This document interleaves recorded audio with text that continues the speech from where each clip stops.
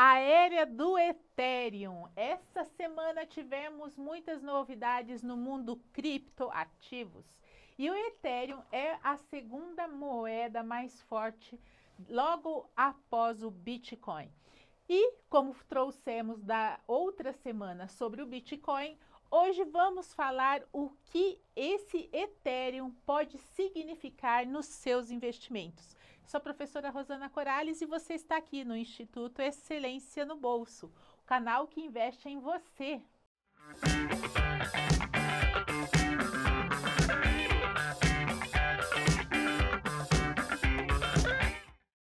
Esse é o momento de chegar, se é novo no canal, e se inscrever. Ative aí as notificações, assim você vai ser avisado de cada nosso novo conteúdo.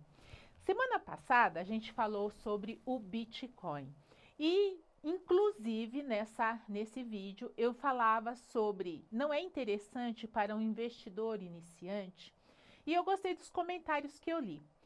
Por isso, como muita gente está interessada em conhecer um pouco mais, nós vamos estar falando, né, conforme vai chegando novos ativos ou mesmo resilientes como o Ethereum, que é essa segunda nova moeda, para ver se isso tem a ver com seu perfil. E vamos mostrar mais assim, concretamente, como até poder se posicionar diante dele. Então, o que aconteceu essa semana?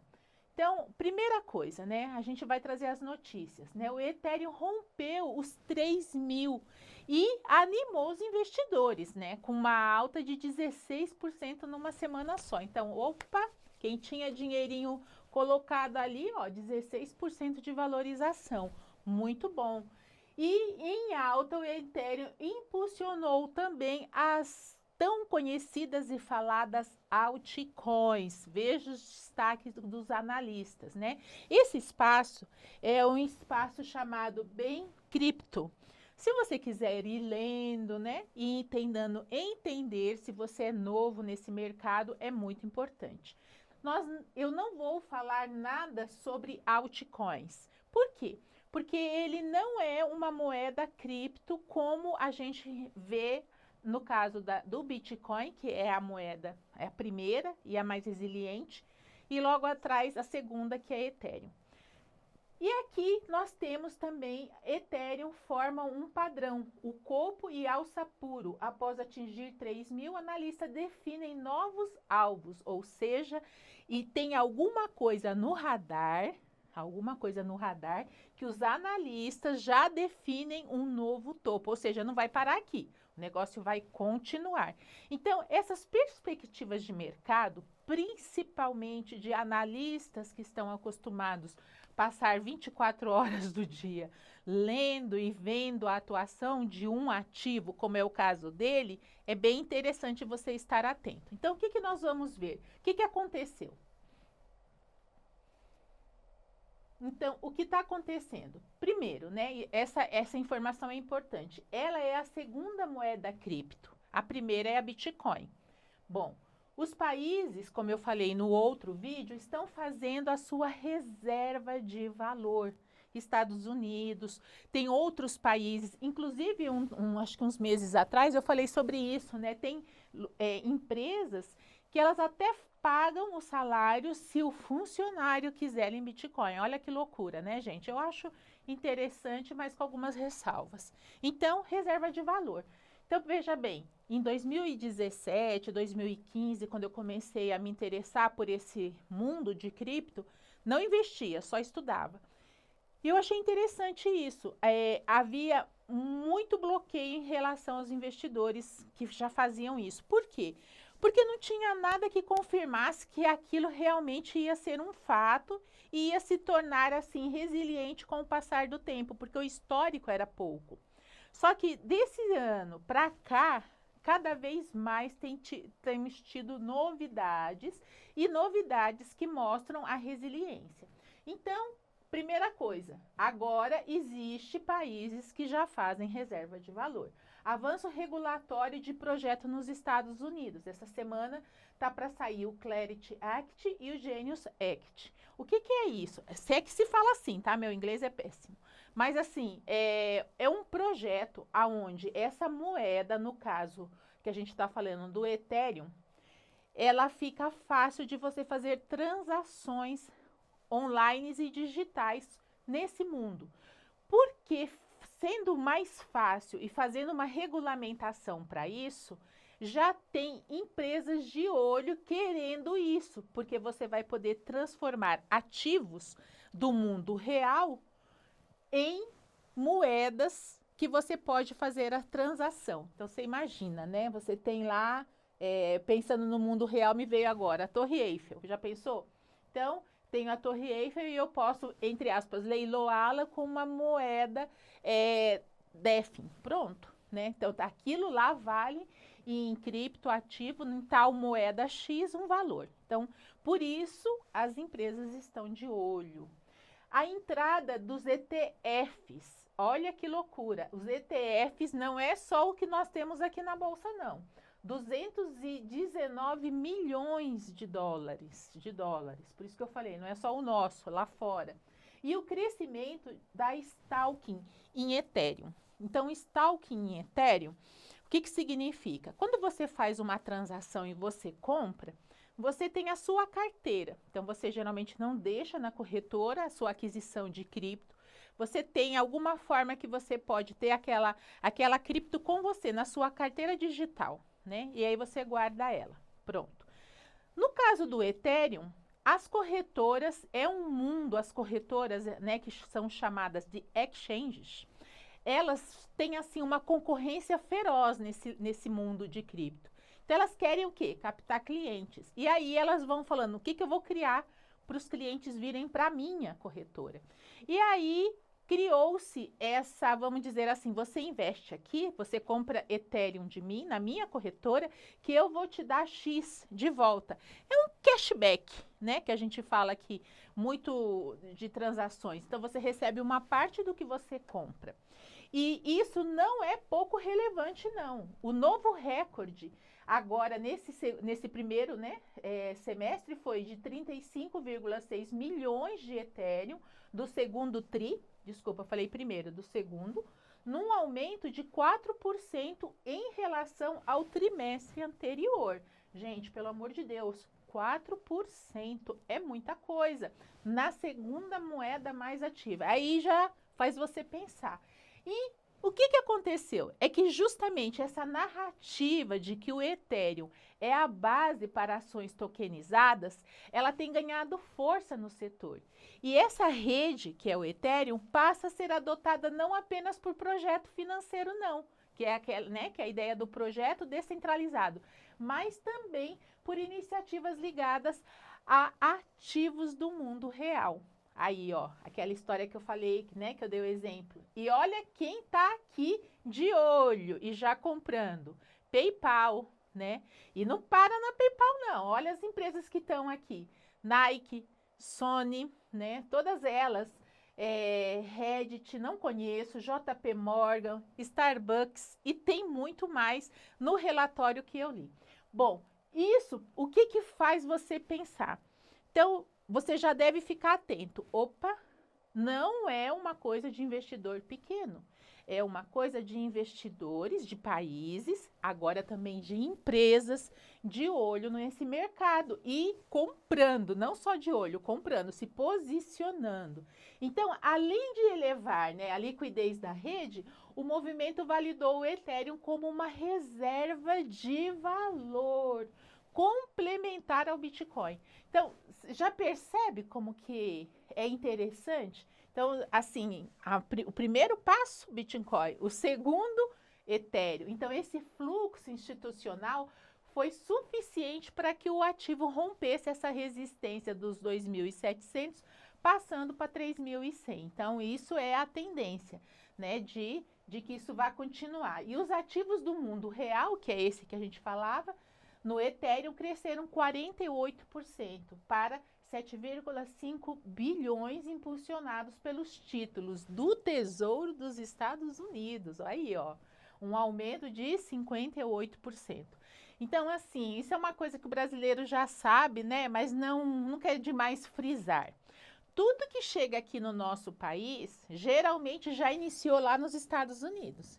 Ou seja, a gente já não está assim tão adiantado. Então, se você ainda não tomou essa decisão, é bom você lembrar disso. Nós estamos atrasados, hein? Porque lá já existe isso. E commodities, aumento de 24%. O relatório também destacou a acumulação institucional, com um aumento de 5,829 no Ethereum, mantido em tesourarias públicas durante o segundo trimestre. Então, você vê, já se mostra como um valor, né? Se instituições desse porte se posicionam, compram, já tem valor nele. O que, como eu falei para vocês, em 2017, 2015, muita ressalva era se falar do tipo, você é louco de investir. Então, se você é louco, você está no lugar errado, né? E agora, os loucos que compraram naquela época estão rindo de contente, né? Eu não comprei naquela época. Otimismo cauteloso, hora de comprar Ethereum, isso é o que você quer saber, aposto. Então aqui eu vou trazer um portfólio inteligente. Como assim, Rosana? Uma das coisas que eu gosto de voltar a falar muitas vezes para vocês, porque eu já tive do seu lado aí, do outro lado da câmara. Então, assim, a gente começa, a gente fala, nossa, que bacana, eu posso ter aqui, eu posso rentabilizar ali, posso colocar esse ativo na minha carteira, às vezes a gente vai copiando. Mas o que a gente precisa ter são ideias e fundamentos para que você dê o próximo passo sabendo o que você está fazendo. E se esse passo que você está dando está te aproximando do objetivo que você quer, que não pode ser só ganhar dinheiro, tá? Só ter uma rentabilidade. A ideia aqui de educação financeira do canal é que você tenha um patrimônio, que você tenha uma estabilidade, um conforto financeiro para você ter uma vida tranquila, né? E até, como no meu caso, que foi e continua sendo, né? Quer dizer, criar aposentadorias com os meus investimentos. Hoje eu tenho uma vida que, quando eu comecei, eu não tinha, graças a aprender a dar esses passos. Então, o que é o portfólio inteligente? Vamos ver se a gente consegue colocar isso bem claro para vocês. Posicionar-se em um ativo, seja ele qual for, seja renda fixa, renda variável, fundos imobiliários, ETFs, Bitcoin, criptoativos. Quando você se posiciona, você está comprando uma tese e você acredita que aquela tese vai te trazer um lucro, né? Ou ela vai te dar uma valorização, ou ela vai te pagar um dividendo. Ou seja, ela vai trazer maior lucratividade para o seu bolso de alguma forma. Porém, todo posicionamento deve ser sempre lembrado que existe o quê? Todo ativo, na semana passada eu falei sobre o tripé dos investimentos, são 3. Então, segurança, né? Mas cada segurança, o contrário dela, o que é? O risco. Cada investimento tem um risco. Qual é o risco desse portfólio inteligente? É você que administra. Então, assim, como eu falei também numa aula anterior, se você, quando teve a Covid, não é porque a Covid estava aqui no mundo, no planeta, no Brasil, que a gente não saía, a gente tinha que trabalhar. Eu trabalhei durante a Covid o tempo inteiro, gente. Trabalhava lá no Hospital das Clínicas. Então, o que acontece? Você se protege. Então, você coloca uma máscara, né? Você cumpre, né, aquele protocolo para você não pegar o vírus. E a mesma forma o investidor vai fazer um portfólio inteligente, fazendo o quê? Administrando o risco. Então, quanto por cento de risco eu ouso ter na minha carteira, no meu portfólio, aonde eu assumo aquele risco? Mesmo que eu seja um investidor que está iniciando, mas assim, eu aguento 1% de risco? 2% de risco, porque não existe nenhum ativo que não tenha nenhum risco. O risco, ele é inerente até um certo ponto, né? E aí a gente vai falar por quê. Alicerce, ou seja, antes de você se posicionar, nesse caso, no Ethereum, no Bitcoin, nos criptoativos, você tem que ter o quê? Se você é iniciante, renda fixa. Depois da renda fixa, Renda variável. Tem gente que já fala, nossa, eu tô indo para bolsa de valores. O pessoal acha que vai ficar rico da noite pro dia, vai numa animação total. Não faz reserva de emergência, não tem renda fixa para segurar a carteira. E na primeira queda que tem, fala socorro, pede arrego. Por quê? Porque não aguenta, cai muito. No caso dos criptoativos, as quedas são assim, triplica, quadriplica, como é que fala depois dos 5? Pois é, desse jeito mesmo. Você pode 5 vezes mais que bolsa de valores, né? Porque quando sobe é assim, mas também quando desce, gente, é ladeira abaixo. Você chega lá. Então, nesse caso, o que você deve pensar? Eu sou iniciante, eu já tenho minha reserva, eu já tenho a minha renda fixa na carteira, eu já tenho a minha renda variável, eu já me dou bem com essas performances de altas, que eu vou ficar feliz, mas vai ter aqueles momentos de queda. E aí, você vai aguentar suar frio, manter sua posição e não vender? É interessante, né? Então, você entende que o portfólio inteligente, você pode ter sim risco na sua carteira, mas você tem que saber administrar o risco. É simples assim. Então, vamos lá. Na teoria de Markowitz, que eu queria trazer para vocês escrito, mas não consegui, de 1% a 5% do seu portfólio, você pode ter e administrar risco. Então, vamos lá. Você tem uma carteira de R$1.000 e nessa carteira de R$1.000 você tem 500 em renda fixa, 500 em renda variável, sendo que dessa renda variável você pode deixar 5% para risco, incluindo criptoativos. Então, você não vai passar daquilo. E foi o que eu falei justamente quando eu falei de Bitcoin. Então, é nessa pequena fatia que você se expõe a um risco controlado, tá certo? E aí você tem que administrar ele. Então, assim, a cada, né, ir aumentando outras posições, não vai fazer que nem o cara do Uber, né? O motorista falou para mim, não, desde que eu comecei na bolsa, eu falei, bacana, e aí? Como que foi a experiência? Depois que eu descobri Bitcoin, vendi tudo. Vendi todas as posições, comprei tudo em Bitcoin, vendi minha casa, comprei Bitcoin. Eu falei, meu Deus do céu, por que tá dirigindo, então? Mas tudo bem, gente, as loucuras que cada um faz. Não é essa a ideia, né? A ideia aqui é trazer, como o Markowitz que ganhou, né? Eu ia falar o Oscar. Ai. Volta. Markowitz ganhou o prêmio Nobel. Então, justamente porque ele trouxe uma teoria, uma tese sobre esse portfólio inteligente, aonde você aprende a administrar o risco. E existe uma curva de eficiência, aonde você pode, até tantos ativos, desenvolver e ter ele na sua carteira e estar o quê? Seguro. Né, seguro dentro do que é do mercado, né, o controle do mercado. Então, isso é o que eu queria trazer para vocês. Espero que para você isso seja de relevância. E depois me deixa aqui no comentário, né, e deixa também o seu like, mas me deixa aqui no comentário. Eu ainda preciso aprender mais, ou eu já tenho e quero me posicionar melhor, ou eu ainda tenho algumas dúvidas, tá bom? E até a próxima. Valeu!